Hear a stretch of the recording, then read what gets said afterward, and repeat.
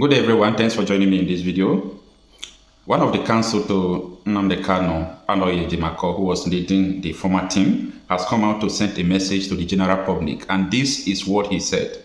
No further press briefings on facts of Nnamdi Kanu's case, says lawyer Ejimakor. What it means is that you are not going to hear anything about the Nnamdi Kanu case from the legal team from now onward until the case finishes. The case will finish next two proceedings on 8. Okay, yes, if I'm not mistaken, yeah, on 8 now. I will still verify. Sorry that escaped my memory, but it is remaining 2 consecutive trial. Okay, so we are waiting to see how it is going to unfold. But what Aloy Ejimakor is saying is that they are not going to brief the general public again, that the decision was reached by the whole legal team. So let's understand what he meant by that so that it will not be confusing. Now, this is the article from Sowore Reporters, and it reads that Barrister Aloy Ejimakor, the special counsel to the detained leader of indigenous people of Biafra ipob, Nnamdi Kanu, has announced a halt to press briefings concerning the core details of Kanu's ongoing trial. Ejimakor announced the decision of the legal team on Friday via a press statement shared on his verified X, formerly Twitter account. A decision has been made by the legal team of Nnamdi Kanu that from now onwards, there will be no further press briefings on the facts of the case, except on peripheral facts that are not subjudiced, Ejimakor said. He further revealed that the court had been formally informed of the new decision. The decision was also conveyed to the judge today in open court, he added. And this is what he said in his Twitter account. Aloy Ejimakor wrote, "Update. A decision has been made by the legal team of Nnamdi Kanu that from now onwards there will be no further press briefings on the facts of the case, except on peripheral facts that are not subjudiced. This decision was also conveyed to the judge today in open court." What he means by the peripheral is just like minor things, okay, that has nothing to do with the original case going on. I am aware that if a case is on the court, you don't normally talk about it. Something like that, okay? Now, let me continue with the article. The announcement signaled a more guarded approach by Kanu's defense team as legal proceedings continue, with future communications expected to focus only on non-sensitive procedural updates.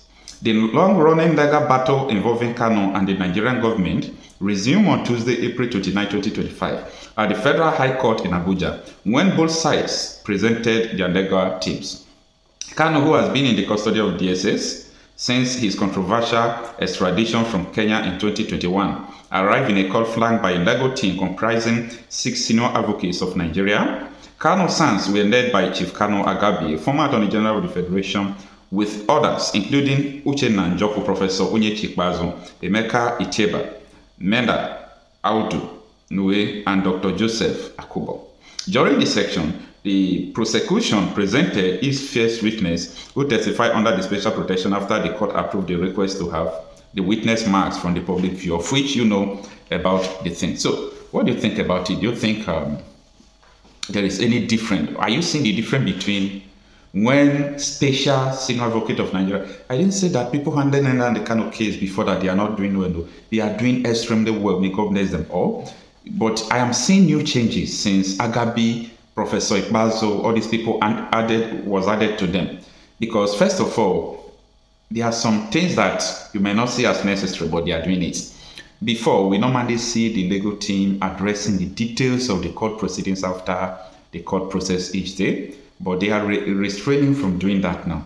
Okay, so I believe that is very important, and this is where experience comes in. Yeah, I think this is experience, because I was overwhelmed by the cross-examination of today's process when the senior advocate of Nigeria, Kanu Agabi, was cross-examining, let me use that word. He was cross-examining the federal government team. And it was so awesome to look that Agabi knows what he's doing. He's not a son for nothing, okay? Because no need to continue to repeat it. I have already said in my previous video how everything went. And now that they said that they are not going to brief people how things will be going. There's also belief that some media organization like Channels Television will also share the details, okay? Because Channels Television is actually breaking it down, how everything is going. Despite there are some words they normally use that I don't like, the words that even the Supreme Court has condemned, some of the news media in Nigeria continue to use it. It doesn't show, professionalism in journalism. No, it doesn't show that, okay? Especially if they use the word arrest in Kenya. How was Nnamdi Kanu arrested in Kenya? He was adopted and it was known to everyone. UN asked Nigeria to release him on condition and the Nigerian refused. And in return, they fired Nigeria back and they never allowed them to join the UN Security Council since then. So it's not a normal issue that the journalists should be making mistake on.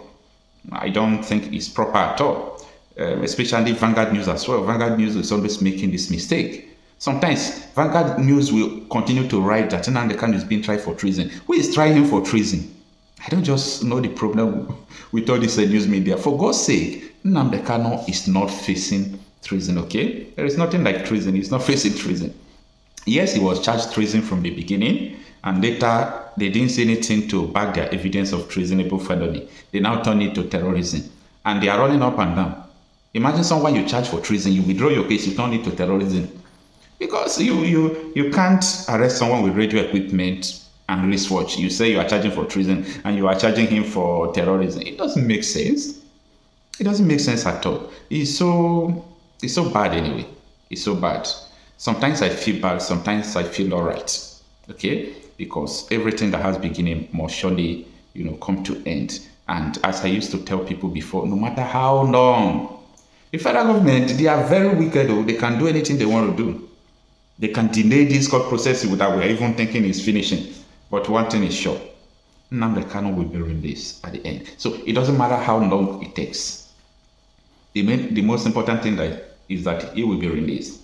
And just look at Nnamdi Kanu. I think we are owing him a lot. There is nothing he did not lose in the process of fighting for his people, in the process of making life easy for his people. He said that you believe him or not. Okay? He said that you believe him or not. The passion to save his people is what led Nnamdi Kanu into Biafra agitation, to make sure that his people will be safe. But the question is now, is the people standing with him? Are you sure the people are standing with him? Are they not Igbo people who are still against Nnamdi Kanu up to today? Especially the political class? But time will tell. Okay? A stammerer will always call his, mother's name. Self-defense is a constitutional right. Self-determination is not a crime, but a right under the laws of the Federal Republic of Nigeria and customary international law. Therefore, I make no apologies for pursuing Biafra relentlessly and determinedly. It can never stop. Those who underestimate our resolve do so at their own peril. As I've said before, we are not alive, we are dead already. When you see men, you will understand how determined we are. But there is one thing we have resolved to do. From today onwards, the death of every Biafran will be avenged. If you kill a Biafran, you will be killed. No matter who you are, we will keep pursuing you until you die. You have no peace and you have no rest. I'm saying it on video that the whole world may understand. In 1966, the world kept quiet as Biafrans were slaughtered in their numbers, 300,000 in the north. 67 to 70, over 3.5 million people were killed. Nobody stood trial for it. Rwanda lost less than 100,000 people.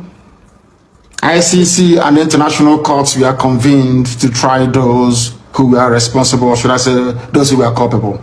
The same thing in Liberia. But because you killed us between 66 and 1970 and nothing happened, and from 1945 to 1966 and nothing happened, that was the reason, or should I say, that is the reason why the Fulanis will keep coming to kill us on a daily basis. Right now, from this day onwards, If you kill us, we are going to kill you. The men are ready. They have come to defend Biafra land, not to separate from Nigeria, no. We are going to accomplish that via a referendum. But if you come to our villages now to rape our mothers or abduct our sisters, you will die in the process. Any governor found aiding any of these people or giving our land to Fulani Janjaweed will be in trouble with us. Let me make one thing abundantly clear to all of you listening. We have resolved to die for what we believe in. And our belief is simple, very, very simple, that we are going to defend the land of Biafra with all our might. Not in pursuit of secession, as the idiots would say, but in pursuit of the defense of our land so that our mothers can go to the farm without the risk of being raped and torn to pieces. Some of you saw what happened at Uli. How a very beautiful young Biafran lady went to the farm and never came back. She was not only raped, her body was mutilated, cut into pieces and strewn all across her farmland. None of you did anything. Anambra State governor did nothing. Instead, he went along to appoint the same people that committed such heinous crime against the land itself into his cabinet. These are the idiots we are having to contend with in the land of Biafra. And we are saying enough is enough. If you're part of this very conspiracy to emasculate the children of God, to destroy Biafra land, then you are grossly mistaken. I know that the Fulani Janjaweed are not highly educated, they are not polished, they are not discerning, they cannot reason very well. Let me make this very, very clear. The Eastern Security Network is what it is. An organized vigilante outfit, rather than restricting the activities of the defense of our land to maybe Enugu State or Delta State or even Bayelsa State, for instance. We have resolved to defend the entirety of Biafran territory. Allow me to repeat, because some of you are not educated enough to understand what we are saying. I am addressing this to the Fulani Janjaweed. Allow me to repeat. The Eastern Security Network is there to safeguard our land, to stop Fulani terrorists from Mali, from Gambia, from coming into our land to kill us. Our mothers must return to their farms, and our daughters must be able to move about very, very freely. The only way out of the mess people are in Nigeria is that people should stop talking and doing the work necessary to free everybody from this Fulani-inspired bondage. Today, people died, or should I say a lawmaker was killed in Yoruba land. This same day, today, in Benue State, 4 people were killed. Even in Katsina, young boys were abducted, and girls, as a matter of fact, from the dormitories. That is the level of insecurity in Nigeria, and people are dying on a daily basis. Are you going to sit down, just lament, talk about it, and nothing happens? Or are you going to join us to ensure that this reign of Fulani terrorism and insecurity is brought to an end? That is what we are for. That is why this very security outfit has been set up. And that is the work they are going to do. And nobody, and I repeat, nobody is going to stop us. Extrajudicial killings will no longer be tolerated.